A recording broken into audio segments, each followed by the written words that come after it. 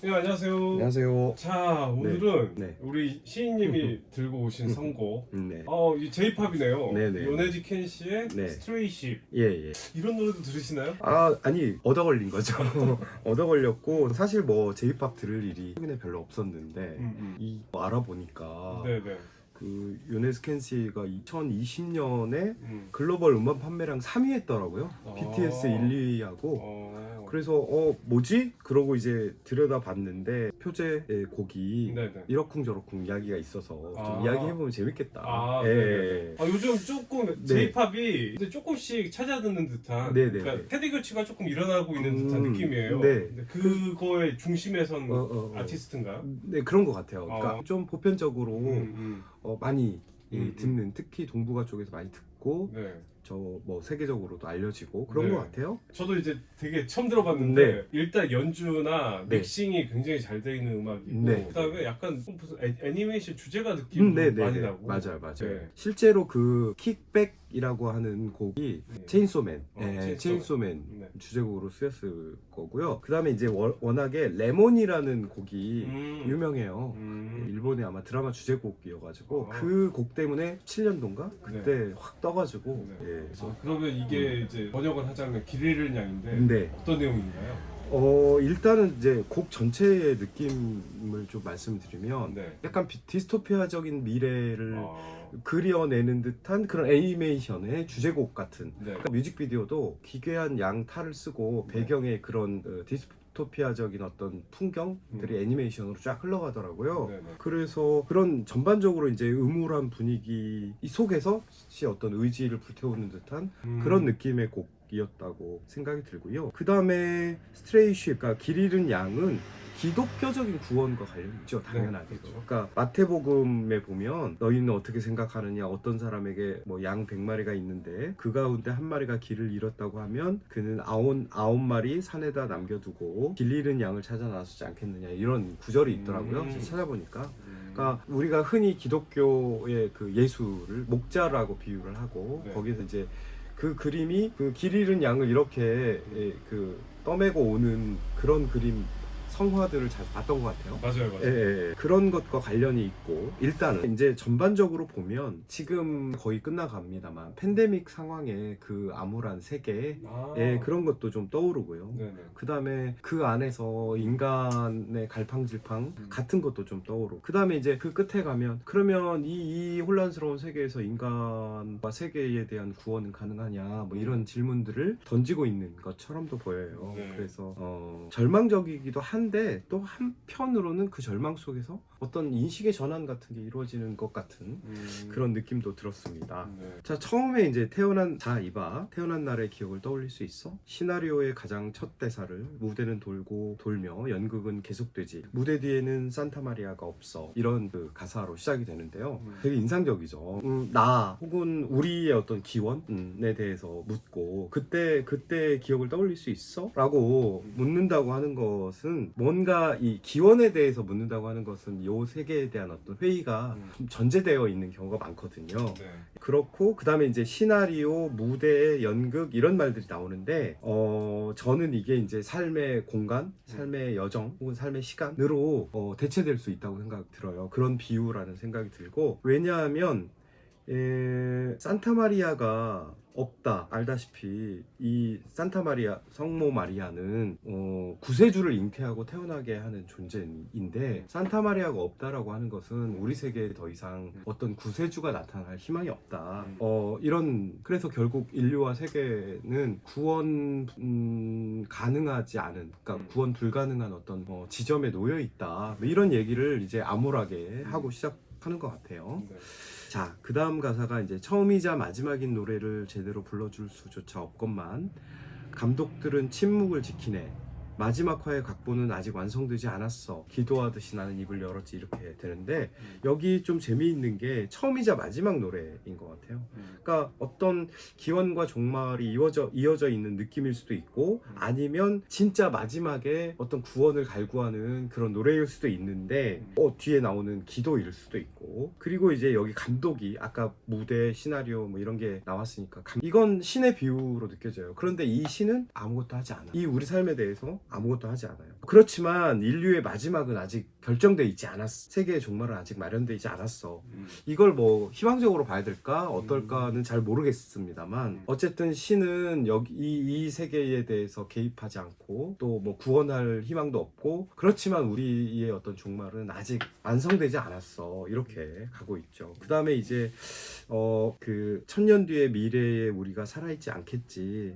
친구여 언제까지 사랑하고 있을 거야 분명. 뭐 이렇게 이어지는데 이 말이 참 가슴을 울리더라고요. 이를테면 1000년은 너무 먼 미래잖아요. 그렇기 때문에 1000년 뒤를 상상한다고 하는 것은 어떤 의미일까? 1000년 뒤의 시점으로 여기를 다시 본다면 여기는 굉장히 낯설고 또 어쩌면 이 절망이나 이 좌절이 아무것도 아닐 수도 있는 거고 그런 어떤 낯선 시각을 1000년이라는 시간이 제공한다라는 생각이 들었고요. 그 다음에 결국 친구여 언제까지 사랑하고 있을 거야 라고 하는 말을 통해서 보면 결국 중요한 것은 사랑이고 그게 이제 뭐 개인적인 사랑이고 보편적인 어떤 인류의 일 수도 있고 그게 중요한 거다. 친구는 보면 이 스트레이쉽인 것 같아요. 너도 나도 길을 잃었어. 어떤 세계의 이탈자 그런 걸 지칭하는 말일 수도 있겠다. 뭐 이탈자 하니까 좀 떠오르는 시가 있는데 예전에 90년대 김중식이라는 시인 기억나시죠? 이탈한 자가 문득이라는 시가 있었던 기억이 나요. 약간 그것과도 연관이 되면서 재미있더라고요. 그 다음에 누군가 기다리고 있어 우리들의 이야기를. 이게 저는 굉장히 중요한 것 같아요. 1000년 뒤의 시간에서 누군가 기다리고 있다라고 우리가 해석할 수 있다면 결국 남는 건 우리 자신이 아니라 우리가 어떻게 살아갔는가에 대한 이야기일 수 있다. 결국 그 이야기가 무엇을 남길 것인가는 지금 우리가 어떻게 사느냐에 따라 결정될 것이다. 이런 이야기를 하고 있지 않나. 그 다음에 이제 넘어가면 암울한 미래가 펼쳐집니다. 척추를 잃어버린 거대한 기계가 아름답게 도시를 거닐고 있어. 무대는 무너지고 조명이 떨어져 관객의 시선은 싸늘해져가. 여기 이제 관객의 시선은 싸늘해져가 이렇게 번역을 했는데 이 직역하자면 관객은 하얀 눈 이거거든요. 네. 하얀 눈. 그러니까 아마 싸늘해져 간다는 뜻인 것 같아요. 이 대목에서 보면 미래의 어떤 정말 살풍경이 아름답다라는 말로 표현이 되어 있어요.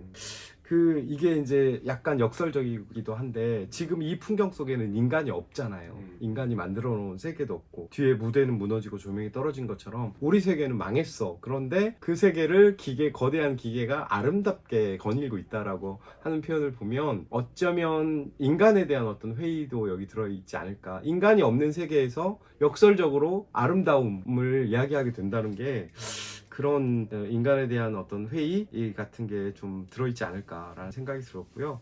결국은 여기도 신이 등장하지 않잖아요. 왜냐하면 신이 개입했다면 아까 감독이 개입했다면 이 무대는 무너지지 않았을 것이고 조명도 똑바로 비치고 있을 텐데 결국 인류는 요 미래의 세계에 신으로부터 구원받지 못했다라고 하는 것을 보여주는 게 아닌가. 다시 현재로 돌아오는 것처럼 보여요. 연극은 줄지어 이어지고 지금도 새로이 양은 길을 헤매네. 힘이 닿는 데까지 노래를 부르자 필름은 계속해서 돌아가고 있으니 다시 현재로 돌아온 것 같고 연극이 줄지어 이어진다라고 하는 것은 삶이 그럼에도 불구하고 삶이 계속된다고 하는 것. 그 다음에 저는 굉장히 중요한 말이 지금도 새로이 양은 길을 헤매네. 여기에 새로이라는 부사가 붙어 있잖아요. 길을 헤맨다라고 하는 게 어쩌면 부정적일 수도 있는데 여기에 새로이라고 하는 긍정적인 것이 붙어 있음으로 해서 길을 헤맨다라고 하는 것을 전혀 다른 의미로 우리한테 받아들이도록 하는 게 아닌가.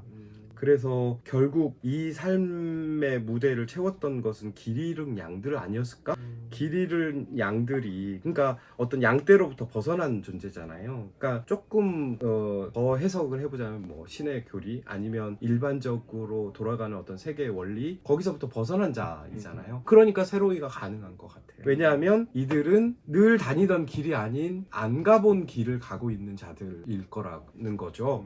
그래서 새로이 어떤 이 삶의 무대의 어떤 길을 찾으려는 자들이 아닐까. 그렇게 긍정적으로 받아들여도 되지 않을까라는 생각이 들고 결국 이들은 신의 구원이나 뭐 이런 거에 의탁하지 않고 새롭게 길을 찾는 존재들이 아닐까. 그래서 힘 닿는 데까지 부르는 노래는 인간으로서의 어떤 노래이며 새로운 어떤 인간으로서의 노래 그리고 새로운 세계에 대한 어떤 열망을 담고 있는 게 아닌가. 그 다음에 이제 1000년 뒤의 미래가 다시 나오고 그 다음에 여기 이어지는 가사가 내가 가진 외로움이 아득한 시간을 뛰어넘어 누군가의 구원이 될 그날을 언제까지 기다리고 있어, 그 끝맺음을 하고 있는데요.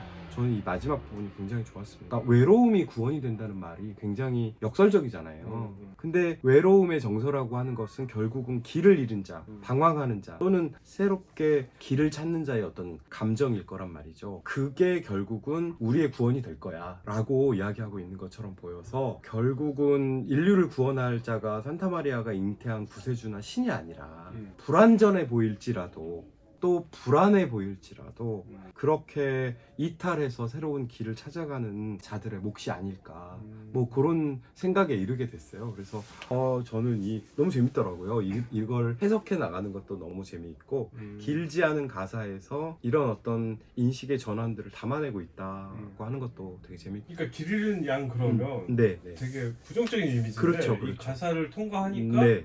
어차피 신에 의탁하거나 네. 어떤 절대자에 의존하는 네. 것보다 네. 우리 하나하나가 네. 각자가 길 잃는 양이지만 그렇죠. 의미를 발견해 나가자. 우리 외로움을 부정적인 걸로 치부하지 말고 긍정을 향해 나가자. 네. 이거 대단히 철학적이고 그런 거 같아요. 이상하네요, 되게. 오. 글쎄요, 뭐 이게 해석이 맞을지 안 맞을지 모르겠습니다만 어쨌든 이 노래가 암울하지만 거기서도 이제 뭔가 새로운 어떤 인식, 뭐 희망이라고 섣부르게 얘기하기는 어려워요. 왜냐하면 길을 잃었다, 길을 헤맨다라고 하는 것은 제대로 된 길을 못 찾을지도 몰라요. 그렇지만 이런 불완전하고 불안함이 결국은 우리 세계를 전혀 다른 방향으로 끌고 갈 거라고 하는 어떤 의지 같은 게 읽혔어요. 네, 고심해서 썼다는 생각도 들고. 네.